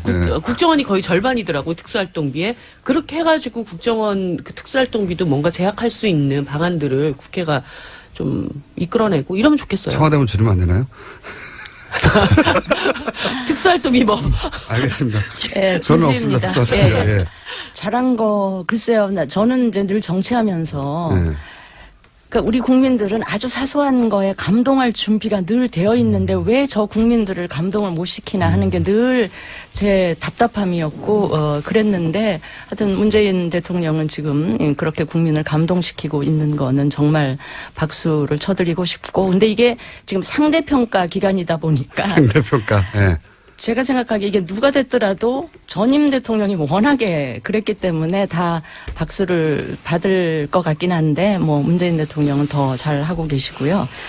제가 이제 좀 인상 깊었던 거는 뭐 특수활동비 그 부분하고 더해서 검찰의 이제 파격적인 인사, 약간의 이제 룰을 절차를 위반한 거는 있지만 좀 파격적인 인사 를 통해서 앞으로 이 검찰 개혁에 대한 의지 같은 걸 제가 좀 볼 수 있었다 하는 말씀을 드리고 특히 인사하고 관련해서는 여성 인사를 많이 좀 등용하겠다라는 그 의지가 읽히고 있는 것 같아서요. 특히 이제 피우진 보훈처장이라든지 강경화 장관 내정자의 경우도 저한테는 굉장히 신선한 그런 충격이었고요. 앞으로도 계속 그런 기대감을 가지고 바라볼 텐데 제가 이제 그런 특별한 그 관심을 갖는 이유는 이 박근혜 전 대통령으로 인해서 여성 정치인들에 대한 국민 이미지가 굉장히 부정적으로 바뀌어 있을 텐데 좀 이런 여성들이 능력 있고 이런 여성들이 많이 들어가서 그런 부정적인 이미지를 좀 확 좀 바꿔놓았으면 좋겠다라는 생각을 갖고 기대를 갖고 있습니다. 저도 한두 가지만 말씀드릴게요. 한두 가지 이상은 생각 안 나시잖아요. 예, 자유한국당 정의선 의원입니다. 요번 인사 보면서 저도 사실 그 사람을 참 널리 구애쓰고 좀 스토리 있는 사람들을 찾아쓰고 그런 측면에서 굉장히 인상이 깊었어요. 다만 이제 내각 말고 비서진은 옛날로 돌아가는 것 같아요. 비서진은? 옛날 그 노무현 시대 때 사람들로 다시 쓰는 건데, 다만 이제 제가 이제 한마디 말씀드리고 싶은 것은 과거처럼 이렇게 또 성벽을 쌓거나 끼리끼리 이렇게 하는 걸로 이렇게 가면 또 그게 1, 2년 지나다 보면 또 이렇게 성벽이 쌓이니까 그걸 주의해 주시기 바라고, 그 다음에 아까도 제가 말씀드렸듯이 과거 보지 말고 미래로 가자. 뭐 4대강 감사하자, 뭐 또 하자, 이런 것들이 자꾸 과거를 파내는 거란 말이죠. 예, 미래로 갔으면 좋겠다는 말씀 드리고요. 그 다음에 권위주의 시대로 돌아가면 안 됩니다. 근데 지난번 경총이 비정규직 갖고 반대했더니 뭐 대통령이든 뭐 국가기획위원장이든 경총을 그냥 누르잖아요. 그렇게 하지 말고 불러다가 그런 얘기 들어보자. 너 경총 너희 생각은 뭐냐? 노총만 불러서 듣지 말고 그렇게 권위주의 시대로 들어가지고 반발하는 사람에 대해서는 또 끌어다가 또 설득하는 그런 과정을 해줬으면 좋겠다, 이렇게 그거는 저도 말씀드립니다. 동의합니다. 네, 저 송금주 의원입니다. 칭찬하신다고 그래놓고 이렇게 앞에 했잖아. 욕을 하기 위한. 뭐 저는 이렇게 생각합니다. 우리 문재인 대통령께서 어쨌든 뭐 세부적인 사항이야 다 만족시킬 수 없는 거 아니겠습니까? 그렇더라도 새 정부 들어서 국민들한테 어쨌든 희망을 주고 또 상처받은 마음을 달래주는 그런 행보를 계속 보여주시고 있다는 것만으로도 거의 합격점 드려야 된다고 생각합니다. 자, 앞으로 그런 행보 외에 실제 전국 운영 능력을 좀 보여주셔가지고 정말 멋진 정치를 해주시길 바랍니다. 참고로 송금주 의원님은 국회를 빛낸 바른 언어상을 수상하셨어요. 아시겠죠? 아, 그래요? 상도 많이 받았네. 그 4대강 얘기 잠깐만 좀 드리면요. 네, 4대강을, 정의당입니다. 예, 4대강을 이대로 지금 둘 수는 없습니다. 어떤 방식으로든 간에 이걸 복원을 해가지고 하천을 제대로 흐르게 하고 사람들이 물 먹을 때 걱정 안 하고 먹을 수 있도록 하려면 거기에 상당한 또 예산이 다시 추가적으로 들어가야 돼요. 근데 이미 22조나 되는 엄청난 돈을 들여가지고 이 4대강 이렇게 망쳐놨는데 국민들한테 이걸 다시 복원해야 됩니다. 이런 예산이 필요합니다라고. 저하고 시각이 틀리기 때문에. 예, 그런 얘기를 하려면, 그 이명박 박근혜 정부의 세 차례 감사를 통해서 수질 악화의 원인이라든가 정부의 이 부당한 개입이 있었다라고 하는 것은 감사원에서 이미 나온 겁니다. 그 전 정권 아래서. 그럴 때 이거를 복원을 하려면 이 예산이 필요한데, 그러면 책임을 묻지 않고 또 이 4대강 복원하는데 막대한 예산을 달라, 이렇게 설득하기 어려운 거라고 전 봐요. 그렇기 때문에 명확한 진실을 규명해야 그 다음 문제도 또 해결할 수 있다. 이것을 마치 예전의 어떤 논리로 정치보복의 논리다, 이렇게 보실 문제는 아니다라고 생각이 들어요. 제가 한 말씀. 네. 이거는 나도 얘기해야 될 거. 제가 한 말씀 드릴게요. 4대강은 저희가 따로 마련할게요. 큰 주제라서. 예. 그 경총 관련해서 이건 뭐 약간의 해명입니다만, 그 워딩을 보시면, 청와대 워딩을 보시면 무조건 잘못했다는 게 아니라 토론으로 풀면 될 일을 왜 무조건 안 된다고부터 하고 나서냐, 이렇게 지적을 한 거기 때문에 힘으로 눌렀다, 이렇게 보시면 안 되고요. 지금 문재인 정부는 힘으로 뭘 이렇게 누르고 대통령 권위로 이렇게 짓누르고 하는 거는 거의 없습니다. 그러니까 그런 오해는 좀 푸셨으면 좋겠고, 잘한 점을 얘기하라고 그러니까 네. 이걸 할까 말까 고민이 많이 되는데 그래도 했다 입국간 할지 몰라서 어느 정당이라고 제가 말씀 안 드리겠습니다만, 한때 40% 넘는 지지율을 가지고 있던 정당이 지금은 지난주 금요일 날 갤럽 어느 조사 정당이라고 보니까 말하신다는 게 그게 너무 더 디스 같아요. 예, 자유한국당입니다. 예, 갤럽 조사 보니까 이제 한 자릿수로 떨어졌는데, 되게 이제 비도 많이 맞아버리면 그칠 게 없잖아요. 그러니까 지지율이 한 자릿수 되면 사실은 막 이렇게 몰아붙일 수 있는데도 자유한국당이 지금 그러지 않는 것에 대해서는 저는 또 이래저래 의원들, 자유한국당 의원들 만나보면 걔는 이제 합리적으로 판단하고 있는 것에 대해서는 저는 좀 잘하고 있다. 갤럽을 안 믿기 때문에. 칭찬하고 있는데 지금. 그래서 그 합리성에 대해서 저는 상당히 좀 기대하고 있다는 말씀드립니다. 자, 오늘 이 정도 해야 될 것 같습니다. 왜냐면은 더 가봐야 너무 훈훈하고, 박터지게 싸우고 머리끄댕이를 잡아야 제가 신나고, 싸우는 사이에 화장실도 갔다 오고 하는데, 다들 너무 담담하시고. 하지만 조만간 다시 이제 싸울 날이 오겠죠. 4대강도 있고. 4대강 하면 또 하실 말씀이 또 많은 분들이 많잖아요. 네. 예. 알겠습니다. 이 4대강에서는 또 표현이 다르게 갈리겠죠. 예. 오늘은 여기까지 수공장에서 마련한 사안이 있으면 이분들을 즉각 모셔가지고, 예. 5당 안보회의를 하는 것으로. 자, 더불어민주당의 이철희, 자유한국당의 정유섭, 국민당의 송금주, 바른정당의 진수희, 정의당의 이정미 의원이었습니다. 감사합니다. 고맙습니다. 감사합니다.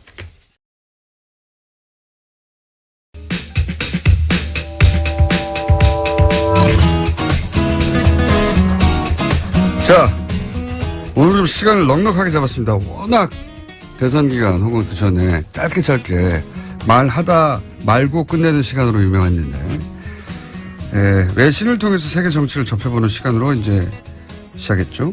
사단법인 인문결 연구소 소장이자 르몽드 디플로마티크, 르몽드에서 발간하는 굉장히 격조 높은 우리나라에서도 번역돼서 나오는 르몽드 디플로마티크의 편집위원, 예전엔 편집장이었습니다. 이렇게 길게 소개하는 것도 처음이에요. 시간이 없어서 대충 소개했는데 임상훈 의원님 나오셨습니다. 안녕하십니까? 네, 안녕하십니까? 네. 너무 기신 거 아니에요? 좀 여유가 있다 보니까 네. 길게 설명해 드렸습니다. 네. 르몽드 디플로마티크. 지난번에 르몽드 기자, 네. 르몽드 특파원, 아시아 특파원 왔을 때 통역도 해주셨죠. 네. 네. 그 르몽드 기자를 끝난 다음에 다시 만나가지고 네. 잘 하더냐 물어봤더니 굉장히 전문적인 용어를 잘 이해하고 잘 하시더라. 그러나 어처구니 없는 데서 이상한 불어를 쓰는 것도 같았는데 그거는 그분의 취향인지 유머 감각인지 잘 모르겠다. 그런 일이 있었어요? 네, 그런 얘기를. 네. 하여튼 뭐 불어를 잘한다고 하더라고요. 그걸 진작에 얘기하시지 왜? 시간이 남으니까 하시네요? 네. 자, 오늘은 어떤 주제입니까? 선거 전에 우리가 시작을 했었죠. 촛불 혁명으로 새로운 정치를 만들어낸 우리 국민들이 이제는 시민 정치를 이야기를 해야 될 때가 아닌가 이런 생각이 들고요. 네. 그래서 세계에서도 이미 지지난주였었죠. 그 다중 이야기를 하셨습니다마는 이미 그 시민들의 정치에 참여하는 어떤 그런 그 순도라든가 그러니까 형태가 과거와는 다른 이런 형태로 가고 있고 실제로 많은 나라에서 이전에 보지 못했던 그런 시민 정치 실험들을 하고 있거든요. 이제 그런 관련 이야기를 하나씩 전해드리겠다 얘기를 했었는데 대선 관계상 한 번밖에 못했었죠. 네. 그래서 이제 대선도 끝났고 그 이야기를 해보려고 합니다. 그래서 뭐 최근에 나오는 그런 문자 폭탄 얘기도 나올 것이고, 네. 그다음에 뭐 특정 정치인에 대해서 예전에 이제 비하하는 발언으로 그 지지자를 빠라고 표현했었죠. 네, 그랬죠. 그 표현이 처음 등장한 게 제 기억으로는 노무현 대통령 지지자들을 그랬었죠. 노빠라고 네. 비하하며 공격했던 게 처음이에요. 네네. 그게 대략 이명박 정권 시절에 시작된 표현이기도 한 걸로 제가 기억하는데 그게 이제 뭐 빠를 붙여서 여러 가지 표현을 하다가 최근에 이제 문재인 대통령이 당선되니까 이제 당연히 문빠라는 표현도 등장하게 됐고. 예.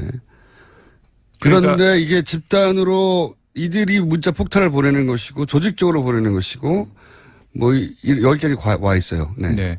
그런데 이 문자 폭탄이라고 하는 것도 사실 아까 뭐 앞서서 이제 정치인분들 말씀하시는 것 제가 밖에서 잠깐 들었는데 이 표현 자체가 잘못된 건 아닌가 이런 생각이 들어요. 저도 뭐 그런 얘기를 뉴스공장에서 이미 했습니다. 문자 폭탄이 아니고 네. 네. 받는 정치인 입장에서 보면 여러 사람이 한꺼번에 보내는 폭탄이지만 보내는 사람은 자기 번호를 노출시키면서 그렇죠. 개별적인 정치적 의사 표현을 하는 거군요. 네. 네. 문자 그 번호가 남겨지는 그런 형태로 이제 보내기 때문에 사전에 보내기 전에 고민을 한다. 아까 그 말씀 하셨잖아요. 네. 그런 경험이 저도 있어요. 그러니까는 댓글을 쓸 때 이 댓글이 내 아이디가 노출이 되는 댓글인데 내가 이 말을 쓰면 어떤 이런 고민을 하고 나한테 돌아 불이익은 없을까. 그렇죠. 그런 네. 고민을 하고 댓글을 쓰거든요. 네. 그렇기 때문에 이제 그런 것이 이제 말씀하셨던 게 적절하고 일단 그 폭탄이라는 말 자체가 우리가 이제 부정적이잖아요. 네. 예를 들어서 뭐 세금 폭탄 이런 말은 쓰지만 네. 월급 폭탄 이런 말은 안 쓰잖아요. 월급 많이 받았다고 월급 폭탄 그런 말 안 쓰고 로또 폭탄 이런 말 안 쓰잖아요. 네. 좋은 데는 쓰이지 않고 어쨌든 부정적인 의미로밖에는 쓰이지 않는데 물폭탄 이런 거. 그러니까는 일단 어떤 설명적 가치보다 언어로서 이 가치적인 그런 판단을 하게 되는 어떤 그런 용어가 되는 프레임으로 거죠. 딱 가두는 거죠. 부정적으로. 네. 국회의원들에게 문자를 많이 보내는 것은 폭탄이다라고. 그렇죠. 그래서 이건 잘못된 겁니다. 이거는 좀 우리가 나눠서 생각을 해야 될 것 같아요. 예를 들어서 국회의원들한테 칭찬하는 문자 폭탄이 갔다. 그것도 싫을까요? 그렇진 않을 거 아니에요. 네. 그러니까 이 욕설이 담긴 어떤 그런 문자, 그 다음에 대량으로 한꺼번에 쏟아져 들어오는 문자, 이거 두 개는 구별해야 됩니다. 그러니까 욕설이 한꺼번에 들어왔다. 그래서 이제 문자 폭탄 이렇게 하는데 욕설은요 단 하나의 문자가 와도 기분 나빠요. 그건 폭탄이 아니라 친구한테 받아도 그건 기분이 나쁘죠. 그러니까는 욕설을 받았을 때 그건 당연히 좋을 사람이 없고 그거는 하면 안 되는 거고 그건 당연히 이제 부정적인 그거를 뭐 칭찬하는 사람이 어느 세상에 누구도 없죠. 그거는 그러니까는 나쁜 거 그건 제외하고 그 다음에 그 정치인들에게 문자를 보내서 특히 내 개인 번호까지 기록이 남는 그런 문자를 보내서 내 의사를 전달하는 거 그 자체만을 요구를 할 수는 없는 거거든요. 다만 그게 이제 한꺼번에 들어왔다. 그래서 이제 그 불만이다라고 얘기를 하신다면은 저는요 거꾸로 개인적으로 제 얘기를 잠깐 하면 저는 문자 받는 거라든가 아니면 SNS라든가 이런 거 사용하는 거 굉장히 싫어합니다. 그게 날아오는 거 싫어해요. 근데 뭐 일 때문에 혹은 뭐 인간관계 때문에 어쩔 수 없이 하는 경우가 있지만 선거철만 되면 정치인들이 보내는 그 문자 저는 아주 그냥 죽을 지경이거든요. 그게 문자 폭탄이에요. 네, 그러니까는 그 이야기를 왜 안 하시죠? 그 정치인들 그것도 거꾸로 생각을 하셔야 돼요. 왜 그를 한꺼번에 받기 싫은 그 일반인들한테 문자를 보내시는지. 그리고 선거철만 되면은 밖에서 스피커로 이렇게 스피커 설치한 차량이 돌잖아요. 저는 저한테 굉장히 방해돼요. 일하는데 방해되고 연구하는데 방해되고 뭐 밤에 안 하니까는 뭐 상관이 없습니다만 그게 유세 폭탄이에요. 그러니까 왜 그런 폭탄은 얘기 안 하시고 본인한테 싫은 것만 얘기를 하시는지. 기본적으로 폭탄이 되려면 동일인이 같은 메시지를 반복적으로 그렇죠. 보내는 소위 매크로 네. 이 행위가 있어야 폭탄이라고 하는 거죠. 이 정치인들이 받는 거는 본인들은 한꺼번에 쏟아지니까. 그렇죠. 그러니까 이런 거잖아요. 보낸 사람은 한 번 보낸 거예요. 받는 사람이 여러 개. 그러면 선거도 마찬가지 아닌가요? 나는 한 표 줬는데 저 국회의원 받는 사람들은 수만 표, 수십만 표를 받는 거잖아요. 왜 그거는 그러면은 폭탄이라고 얘기를 안 하죠? 그러니까 득표 폭탄이죠. 그러니까 득표 폭탄 받는 거는 왜 안 싫어하세요? 그러니까 국민들의 한 사람 한 사람의 행위를 어떤 그 한꺼번에 나한테 왔다고 해서 비난을 한다. 이거는 적절하지 않은. 그래서 제가 이제 문자 폭탄이 아니라 문자로 항의하는 거거나 네. 문자로 참여하는 거거나 문자로 민심을 전하는 거거나 네. 그렇게 받아들일 자세가 돼 있어야 돼요. 그렇죠. 기본적으로 정치. 그게 싫으면 스마트폰을 쓰지 마셔야죠. 아니면은 정치를 하지 말든가요. 네. 그러니까 욕설은 분명 아까도 말씀드렸듯이 단 하나의 문자가 와도 그거는 안 되는 거죠. 기분 나쁜 건 당연한 저는 거고. 사실 욕설도 하면 안 되는 거지만 어쩔 수 없이 하는 사람들도 있어요. 그 감정을 표현할 방법이 없어서 길 가다가 근데 그런 분들은요. 자기 전화번호를 노출하며 자기보다 훨씬 힘이 센 국회의원에게 그렇게 보내는 거거든요. 그렇죠. 가만히 생각해 보시면 내가 아는 어떤 국회의원에게라도 욕설이 담긴 문자를 쓸 수 있을까 생각해 보면 쉽지 않은 일입니다. 네, 그렇죠. 그 정도로 격해진 분들은 그 사람이 눈앞에 있으면 눈앞에서도 욕을 할 거예요. 네. 그러니까 그런 정도로 내가 하는 정치 행위가 국민들한테 혹은 유권자에게 격렬한 반응을 일으키구나. 이렇게 이해해야지.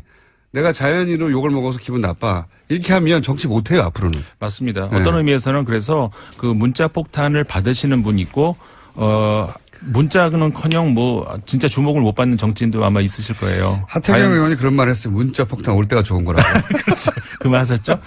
저는 그 전적으로 동의하는 것이 뭐 인터넷 써보신 분들 다 아실 겁니다. 내가 글을 썼는데 그 밑에 욕설이 달린 것하고 흔히 우리가 모플이라고 하죠. 네. 어떤 것이 더 기분이 나쁜지. 욕설 10개가 훨씬 나아요. 그 써보신 분들은 알 겁니다. 맞습니다. 그래서 이제 그런 이야기들을 겸해서 그 결국은 시민들의 그 정치 참여 이런 것들은 앞으로는 어떻게 그 빠져나갈 수 없는 그리고 이제 이건 대세죠. 그래서 이건 전 세계적인 현상이 이제 앞으로 어쩔 수 없어요. 네, 맞습니다. 이렇게 변해갈 수밖에 없어요. 네. 그래서 이 다른 나라의 경우 시민의 그 정치 참여 이런 것들을 봐야 되겠는데 어디까지 갔느냐. 네. 오늘 같은 경우에는 아일랜드 사례를 하나 들어드릴까 싶어요. 아일랜드 같은 경우 그러니까 그 이외에도 다른 나라들이 이제 많이 있는데 그 차차 소개를 해드리고요. 아일랜드 같은 경우에는 잠깐만요. 네. 어떤 분이 문자 폭탄이 아니고 문자 세례다. 오. 네. 국민들에게 그런 반응이 있다는 걸 고마워해야 한다. 무풀이 무서운 거다. 그렇네요. 네. 예. 문자 세례다. 네. 그 말 좋다. 진짜 문자 세례. 문자 세례. 문자 예. 민원. 네. 그러네요. 말부터 조심해야 되는 겁니다. 이게 사실 정치인들만 따질 게 아니라 요 프레임을 고스란히 그 용화해서 언론에서 계속 제목으로 쓰는 것도 큰 문제거든요. 네. 그렇죠. 제가 아까 말씀드렸잖아요. 강화시킵니다. 설명적 기능보다 가치적인 기능이 있기 때문에 폭탄이란 말은 그런 말보다는 문자 세례예요. 좋네요. 그 말. 네. 문자 세례를 받았다. 뭐 그렇게 표현해도 되는 일을 꼭 정치인이 받은 그 정치인들이 이제 가장 먼저 만나는 게 기자들이고 기자들 정치를 만나서 기사를 쓰니까 문자 네. 폭탄이라고 표현하니까 아마 네. 고스란히 쓴 것 같아요. 근데 그렇게 쓰지 말아야 한다 이제. 네. 문자 폭주까지는 제가 봐드리겠습니다. 사실 뭐 얘기가 길어진 김에 예. 그래서 그 관련해서 해외 사례, 예. 관련해서 다른 말씀 하나만 더 드리면은 그래서 용어의 부적절성 아까 얘기 나와서 얘기한 건데 위장 전입 아까 말씀 많이 하시던데요. 그것도 용어 자체가 저는 잘못된 것 같아요. 법률 용어가 그렇게 정해져 있으니 그 외에는 근데 방법이 없는 거죠. 예. 고쳐야 되는 것이 왜냐하면 위장이라는 말 자체가 그렇잖아요. 주소지 불일치 이런 정도면 괜찮은데 네. 위장이라는 말 자체가 그렇잖아요. 그러니까 사실 내가 내 몸이 거하고 있는 곳과 행정상의 그 어떤 그 주소가 일치하지 않는다는 그거 아닙니까? 근데 현대 삶에서 그걸 일치하기가 어렵다는 건 아마 대부분 성인들이면 다 아실 거예요. 그렇죠. 나이가 한 30만 넘어가도 이게 불일치할 때가 어쩔 수 없이 있긴 있어요. 네. 근데 과거에 공직자에 나오는 사람들은 그 불일치는 대부분 숨기고 부동산 취득의 목적으로 했기 그렇죠. 때문에 위장전입이라는 용어가 적합했는데 이제 점점 그렇지 않은 케이스들의 후보들을 만나면서 용어가 부적절하고라는 생각도 네. 맞습니다. 있습니다. 예. 저 같은 경우도 저는 평생 제 돈으로 집을 사보기는커녕 주식 한 번도 사본 적이 없는 오로지 노동으로만 일해온 노동자인데 저 같은 경우도 가만히 생각해 보니까는 위장 전입이 한두 번이 아니더라고요. 주소가 불일치한 경우. 네. 예. 주로 주소가 그러니까 그럼 저 같은 경우는 어떻게 해야 저도 뭐 위장 전입이라고 해야 되나요? 그 용어는 위장전입밖에 없어요. 주소가 불일치하면. 그러니까요. 지금은. 예, 네. 그 용어 자체가 굉장히 좀 그것도 부정적인 어떤 가치 판단을 그 집어넣는 그런 용어이기 때문에 그것도 좀 고쳐야 되는 거 아닌가. 실거주지와 그 주민등록상의 주소지가 불일치할 경우에 뭐라고 부를 것인지 네. 그리고 그게 아니라 실제 범죄적인 경우는 뭐라고 부를 것인지 그렇죠. 이번 기회에 그런 거 만들고 정비하는 것도 필요한 것 같긴 맞습니다. 합니다. 예. 그 용어 자체가 굉장히 중요하죠. 왜냐하면은 제가 알기로는 거의 전 국민 그러니까 성인이 된 한 40, 50대 이상의 전 국민 중에 한두 번 정도는 가족 내에 네. 이런 경우가 의도치 않더라도 있게 되거든요. 그럼요. 실제로. 저도 생각해 보니까 위장 전입이라고 할 수 왜냐하면 주소지 신고를 좀 늦게 한다든가 14일 네. 이내 아니면 그러면 위장 전입이에요. 그것도. 그렇죠. 저도 지금 그 주소지가 부모님하고 같이 돼 있는데 그 직장에 그 제 일하는 연구소하고 이제 방송국하고의 거리 관계상 이 근처에서 가까운 곳에서 우편물을 제가 받고. 있거든요. 네. 그러니까는 그런 경우엔 또 결국 위장 전입이 되는 거잖아요. 또. 그러니까 이런 고민을 한 적은 없죠, 과거에는. 예. 근데 이제 그게 필요하구나 하는 생각을 처음으로 하게 된 겁니다. 정비가 예. 필요하지 않는가 이런 생각이 듭니다. 자, 그렇지만 요걸 가지고 정치적으로 공격하기는 좋죠. 단어 위장 전입이니까. 그렇죠. 네. 그래서 이제 용어부터 정리를 해야 되는 것 아닌가 이런 생각이 들기는 하고요. 실제 위장 전입, 그러니까 사익을 목적으로 한 그러니까 현행법 위반의 위장 전입도 많이 있을 거예요. 그렇죠. 그건 걸러내야죠, 다. 네, 그렇죠. 예. 당연히 그건 걸러내야 되겠죠. 전입 신고 지연도 있습니다. 어쨌든 전입 신고 지연만 있는 건 아니거든요. 네. 여기는 많은 케이스가 짬뽕되어 있기 때문에 용어 얘기다 보니까 너무 길어져 버렸네요. 주제로 들어갈 수 있을까요, 오늘? 2분 남았습니다. 한번 해보세요. 알겠습니다. 그 2분, 오늘 시간 길었는데도 결국 있게 되는데. 잡담을 하면 길어져. 그래서 그 아일랜드 경우를 말씀을 아일랜드? 드리자면은 그 헌법을 고치는 데 있어서 그리고 물론 다른 법도 마찬가지고 시민들이 직접 참여를 합니다. 이런 나라가 아일랜드만 있는 건 아니고 많이 있는데 투표라는 최종 행위뿐만 아니라 그 전에 그렇죠. 그 전에 헌법을 고칠 때도 그렇죠. 그 의원들이 법을 만들어서 그것을 이제 묻는 어떤 그런 그거를 동의를 한다 그런 행위가 아니고 공청회 수준이 아니라 그렇죠. 공청회 수준이 아닌 거죠. 이미 그 전에 그 시민들이 그러니까 총 100명으로 구성이 되는데요. 지금 현재 1년 동안에 작년부터 지금 그 기간 안에 있어요. 한 명이 이제 그 의장이 되고 99명을 그러니까 뽑는 거죠. 일반 국민에서. 네, 무작위예요. 무작위로 뽑아가지고 물론 이제 그 사전에 이게 가능한 사람인가 시간적으로 가능한지 아니면 어떤 병이라든가 참석할 수 있는지 이런 것들을 한 다음에 여기서 이제 우리가 문제가 될 수 있을 거라고 생각하는 게 이거죠. 전문성이 없는 거 아니야? 이런 생각할 수 있잖아요. 근데 이미 이 아일랜드에서 실험을 30초 해봤고 남았습니다. 예, 많은 경우에도 전문성이 문제가 되지 않는다 이런 이야기는 이미 이제 지금 그럼 좋습니다. 요 주제를 다음 주에 다시 다음에 하는데 꼭 예, 다시 말씀을 핵심 드리겠습니다. 뭐냐면 이겁니다. 문자를 보내는 정도가 아니라 헌법을 만드는데 네. 직접 참여하는 수준까지 가 있다. 그렇죠. 이거를 문자 우리가 정도 문자 가지고 갖고 얘기할 때가 아니다, 이거. 단계가 아니다. 아니라 지금. 얘기죠. 예. 여기까지 하겠습니다. 임상훈 의원이었습니다. 감사합니다. 네, 감사합니다. 저는 김어준이었습니다. 내일 뵙겠습니다. 안녕.